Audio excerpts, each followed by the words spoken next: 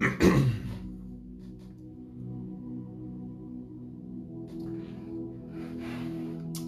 everybody, good evening. It's good to receive you all, it's good to have you all with us, that's great.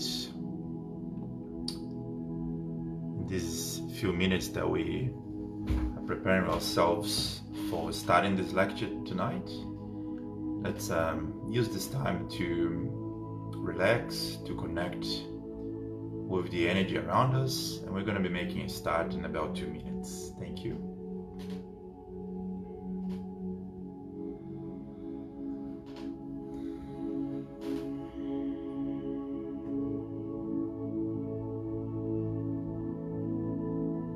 Good evening to everyone. Good evening, Eliana, Erica, Ellen.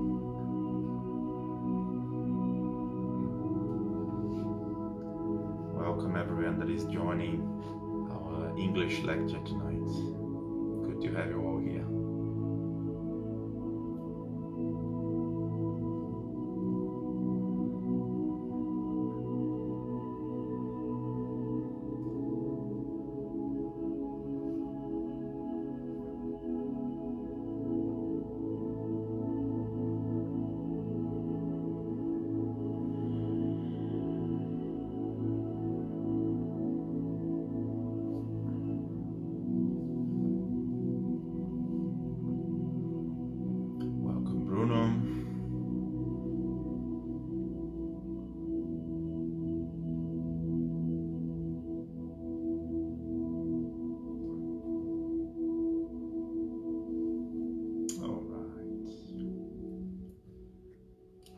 So let's make a quick start, and before we even proceed with our lecture itself, welcome to all of you, good evening. As I said just a few minutes before, it's a great pleasure to have you all watching this lecture, or this small speech, I would say, with the focus and intention to really share a couple of important concepts, important ideas around the main core theme of tonight's lecture, which is humility or humbleness. Yeah, so before I go into the lecture, let's make a quick prayer, a quick mentalization, a quick meditation. Let's elevate our thoughts to our higher self, to God, to Jesus, to anything that we believe that is higher than us, that is beyond our own physical existence. Let's feel part of this whole universe as we know we are. Let's feel integral with every part of the earth that we currently live in. Let's feel belonging to the humanity that we share our lives with at the moment. In this greater sense of belonging, greater sense of unconditional love,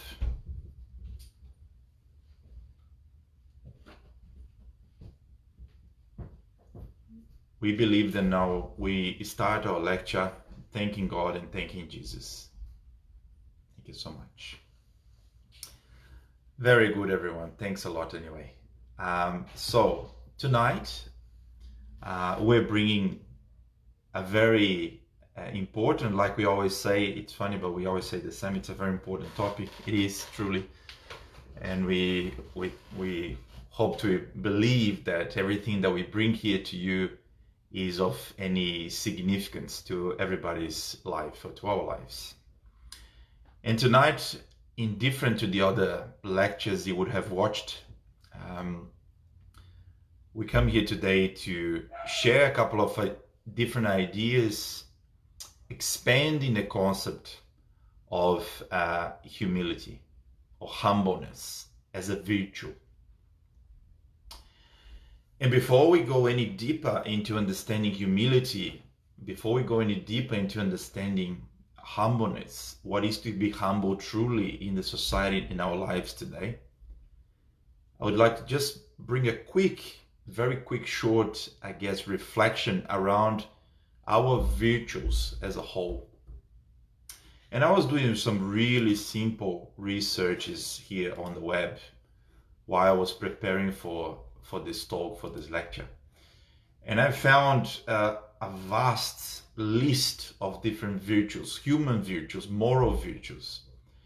And they extend from anywhere from acceptance, assertiveness, authenticity, beauty, caring, commitment, compassion, confidence, consideration, tolerance, patience, unconditional love, to the point of our lecture today, which is humility, humbleness.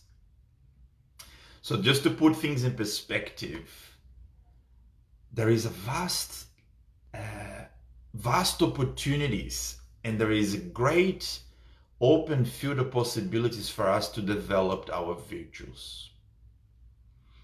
And all the virtues that we are able, or we have the opportunity to develop in this life, or in the many lives that we've been living through, they are always the absence or the evolution of a vice, of a habit that was once more towards negative, the negativeness, and now reshaped, this vice has turned into a virtue.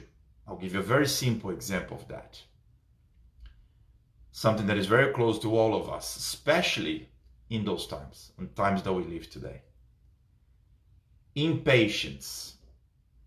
Impatience is not a vice, but impatience is a characteristic of the soul, of our being, that definitely doesn't bring us really positive, engaging, and constructive experiences, isn't it? Because when we are impatient, we tend to get very irritated, intolerant with a lot of people or things or circumstances around us, isn't it?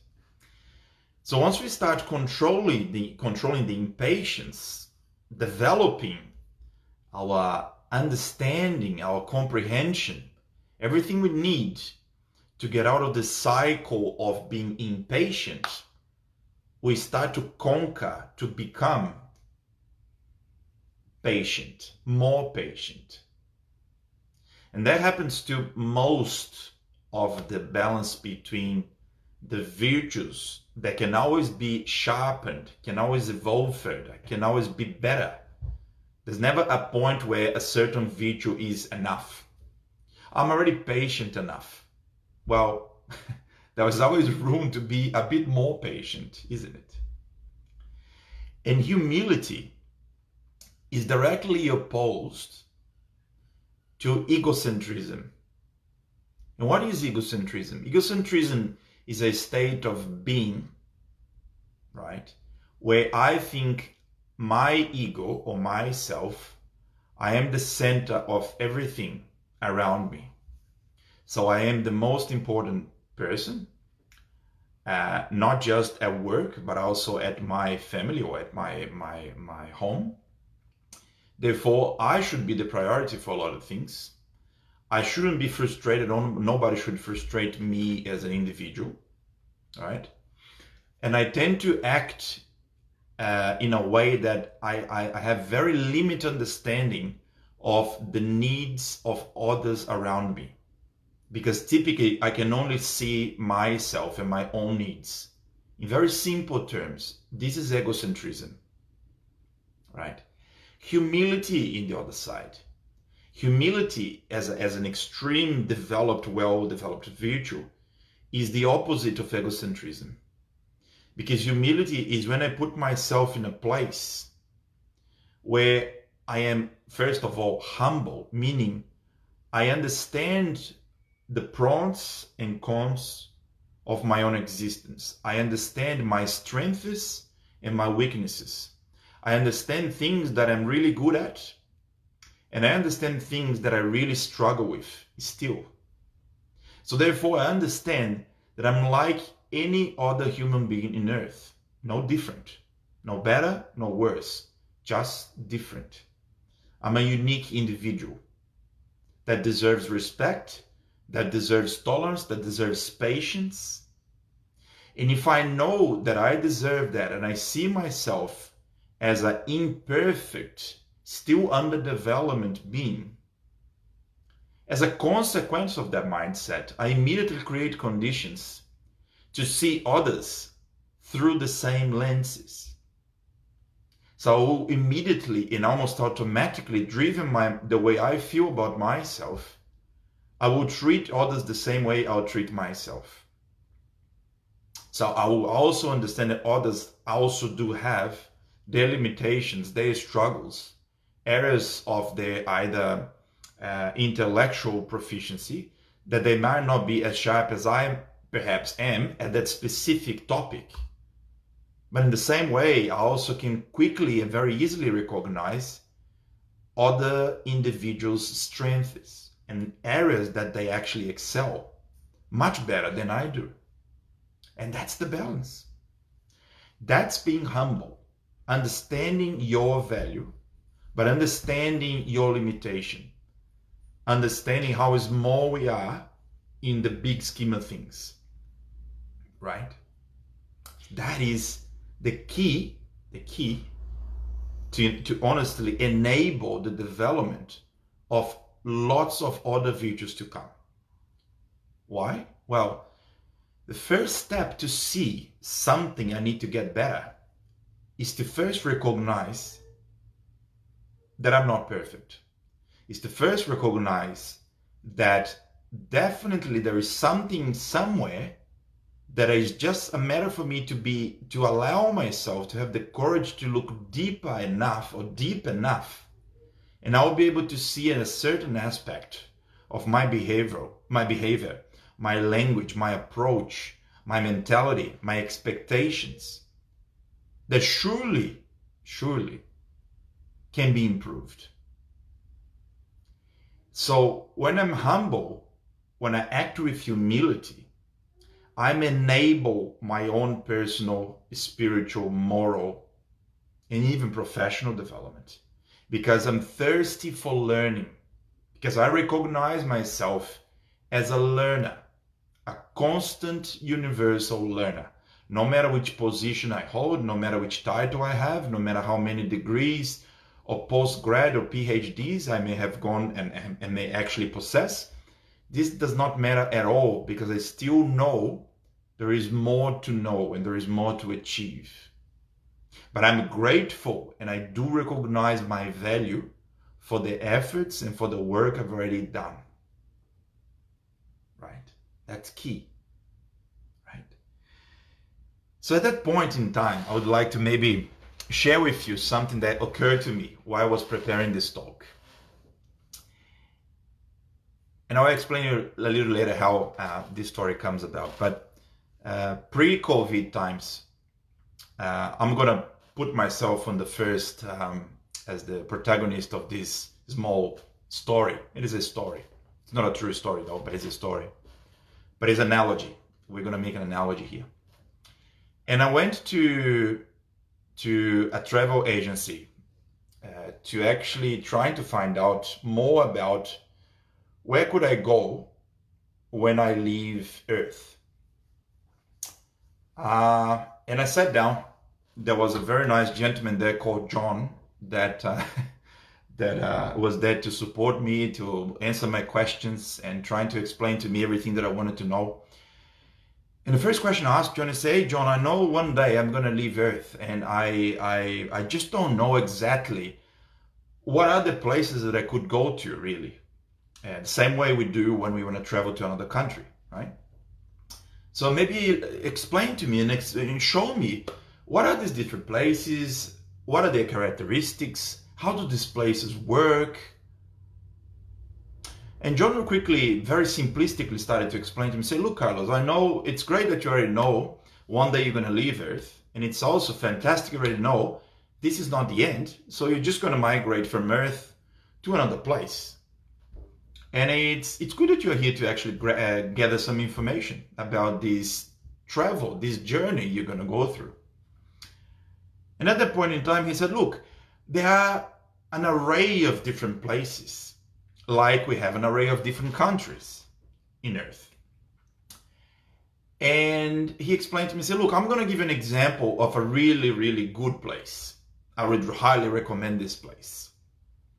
He said to me, look, there is this place. There was a name there, X.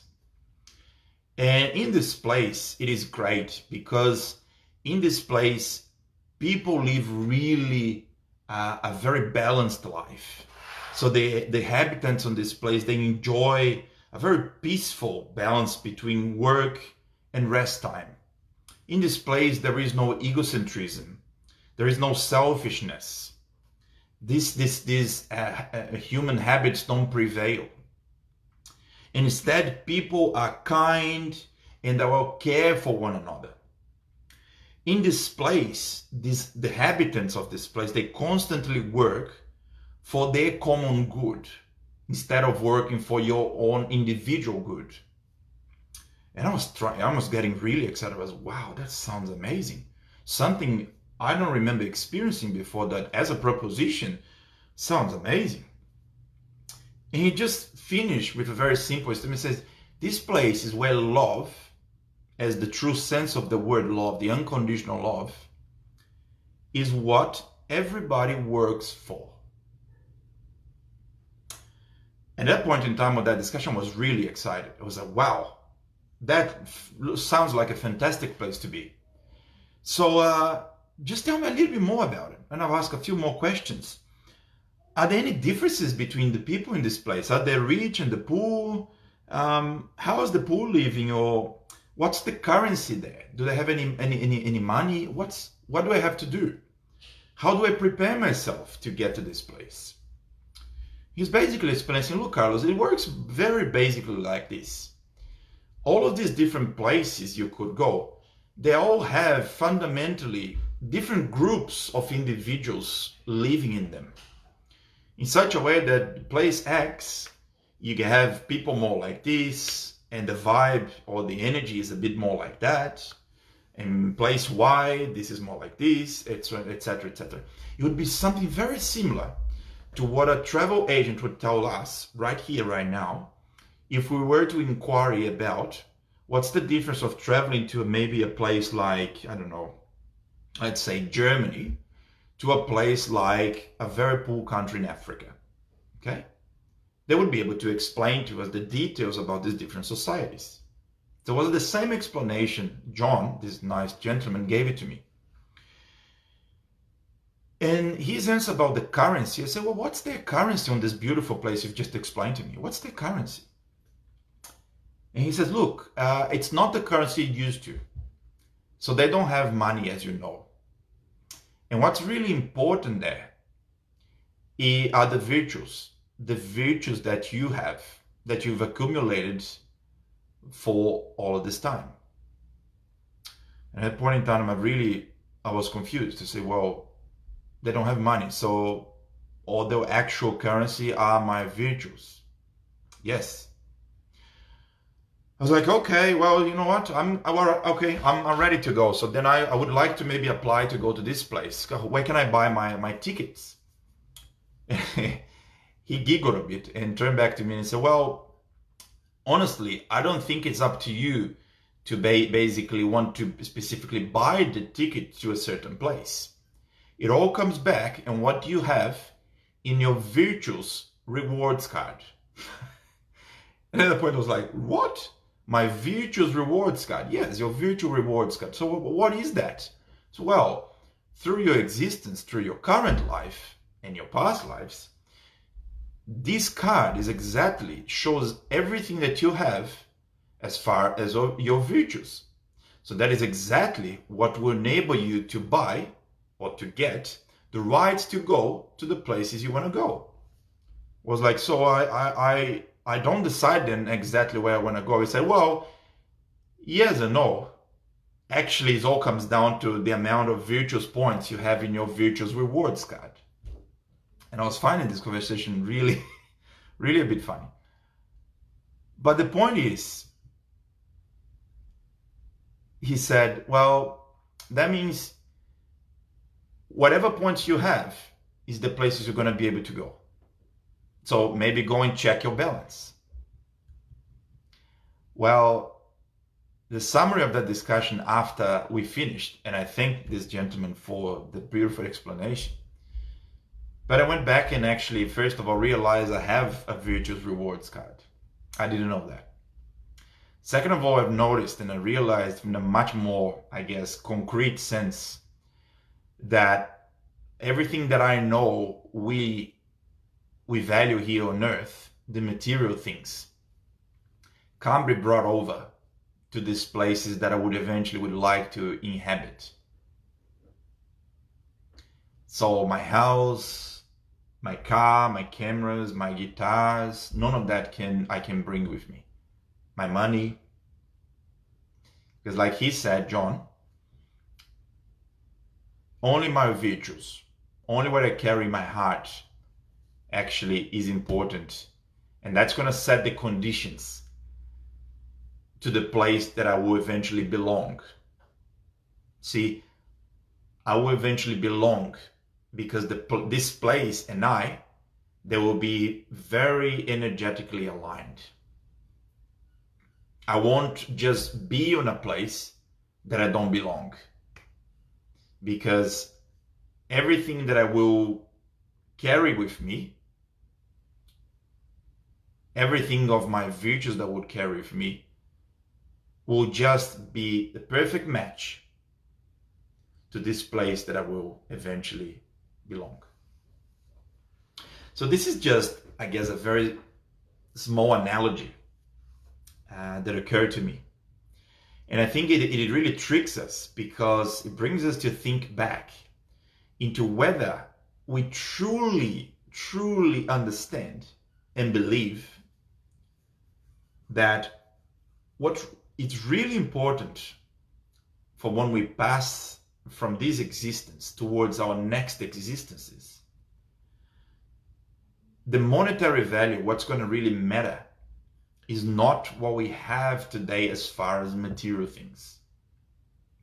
The material things are all just supporting aid, supporting mechanisms, or features, or equipment to make our physical existence better, or make our physical existence possible. But these material things are not what's going to make us actually own our place on a specific better or worse world, isn't it? And we come back in this case because we just talked about the virtues and the Virtuous Rewards card. Is what do I feed then on my Virtuous Rewards card? How often am I actually crediting my Virtual Rewards card with more points? What are the things that I can do? What are the things that I can change? That's definitely going to help me building up a good balance on my Virtual Rewards card. So isn't that similar when, I guess, for people watching in Australia, I guess, isn't that similar when you have your, I don't know, Woolworth rewards card, or your, I don't know, Coles rewards card, or your Myers rewards card? There's so many rewards cards these days, yeah? So what you do, or you make a purchase, or you spend money on this card, or whatever that is, and you get points, extra points. It works the same way, but just with a different meta. Instead of being money, is the things that really talked about our personal and spiritual development. So this is where humility comes in place. Remember what I just said, I think a few minutes before. If everyone that is actually seeking, every one of us that is seeking for personal development, that are seeking for getting better into anything we do, we need to be humble, first of all. Because once we are not humble, we don't enable further growth. And this is something that can be applied in any field of activity, including the types of voluntary work we do at any church, at any spiritually oriented community, at the Spirit Center. Every task, every activity that we do, our engagement on those, we give all we have. We can't give what we don't have, isn't it? So for sure, we are always giving our best. That's 100% certain. I guess the question is, can we give more? Can we make things better? The answer is, oh yes, absolutely yes, indeed. So what's necessary for me to make myself better in a point that I can serve my own community better, that I can use my skills in the current state that they are, and I allow those skills to actually even further develop, to further growth. What is it that I need? Well, we all need to be humble. We all need, first of all, humility. Why? Well, if we're not humble and we don't have humility, when looking in our specific contribution to anything we do in society, the first thing we're going to be is blind. Why blind? Well, I'm not interested to understand anybody's constructive feedback or constructive perception of how I'm contributing with my good intentions to this specific cause. Because I'm so afraid to be vulnerable or to be fragile or to be exposed. And what's driving that is my egocentric state of being. It hurts initially if we are egocentric. When we are in the egocentric state of mind, receiving a comment from a friend that we trust, even a respectful comment that shines the light on an aspect of our attitude, on our approach, on our language, whatever it is, that can show a small sign of area for improvement, can hurt a lot of people. And that's the first thing we as spiritists, we as Christians, it's the first thing we should actually focus to eliminate, is this oversensitive, it's an oversensitive state of being towards the feedback from other people, towards things that we can be and do better. But Carlos, why are you talking so much about feedback and be open to this kind of stuff? Because the lecture today is humility. It's to be humble. Why are you talking about feedback? Well, let's just ask ourselves. What stops us from accepting positively and constructively a friend's comment? Let's change the word from feedback to a constructive comment. Because a lot of people are a bit afraid about the word feedback. So let's remove the feedback. A constructive comment. What stops us from actively listening to that comment is our fear of knowing we are not perfect. Well, guess what? We should know that by now. We are not perfect.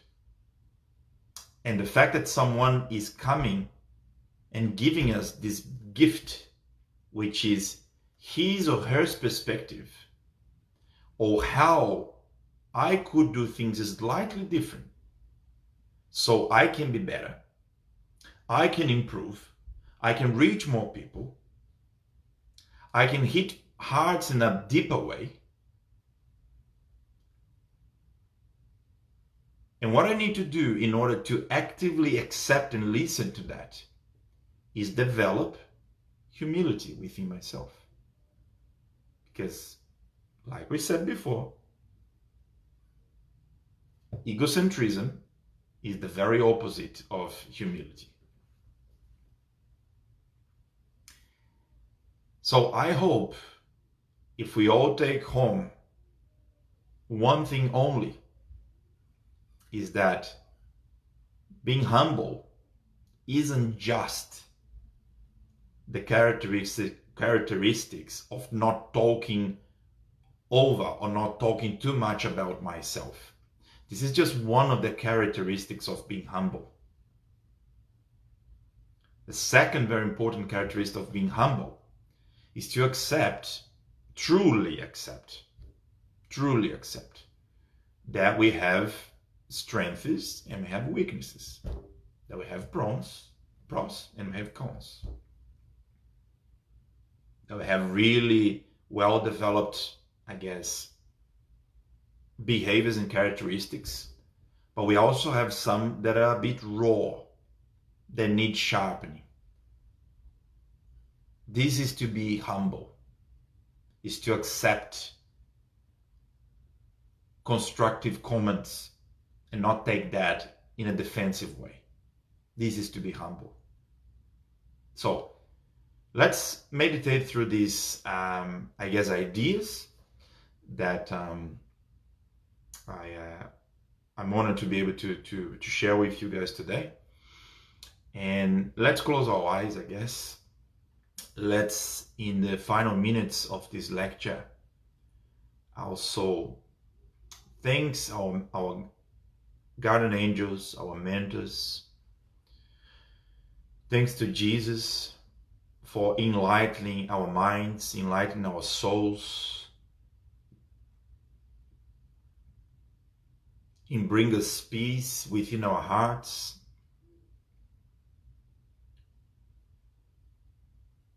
To bring us understanding, to be able now to shine the light into an expanded understanding of our humility, of the current state of humbleness that we feel we are, and knowing that there is always more to be reached. And we don't need to be harsh on ourselves, we don't need to punish ourselves. In fact, we need to do the complete opposite. By recognizing exactly our qualities, our characteristics,